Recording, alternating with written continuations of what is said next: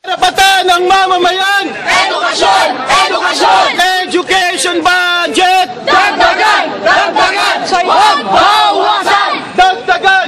Dagdagan! Huwag bawasan! Education! Edukasyon!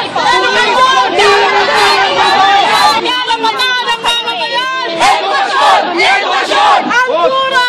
Ang bayan! Ngayon ay lumalaban! Kuya, Ang bayan!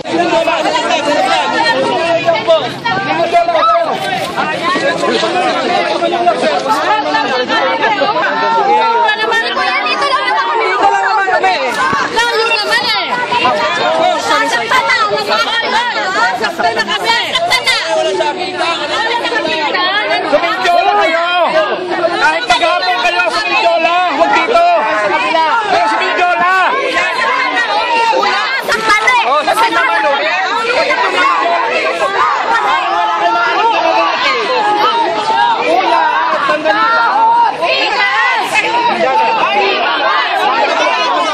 Nauna na yun!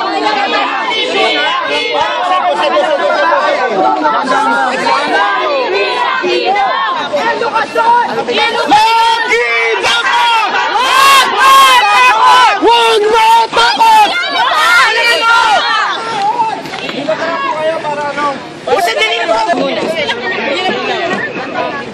Dahan-dahan tayo nga. Galis tayo! Galis! Galis kayo, sumimak to. Sa public schools din, mga anak nyo, mga kuya, mga mama. Okay, dahan. na natin ang totoo. Pero nairehistro natin sa Malacanang mismo na ang mga guro ay matagal na kahilingan na itaas ang sahod kasama ng lahat ng kawani ng pamahalaan. Sa mga guro, mula 18,000 hanggang 25,000. Kasama kayo. Kasama mga pulis, kasama mga government employees na dapat itaas. Sandali lang! Tapusin lang! Tapusin lang! Babay na. Tapusin na! I-organize namin! Alis na kami. Paalis na kayo! Sandali lang! Hindi naman kayo nakakasama. Anak, katipid na layo! May umang ka pa lang eh! Aalis na kami, sir! Ayos na namin eh! Ayos na namin! Karapatan ng mamamayan! Edukasyon! Edukasyon! Upgrade! Upgrade! Teacher salaries na! Upgrade! Upgrade! Teacher salaries na!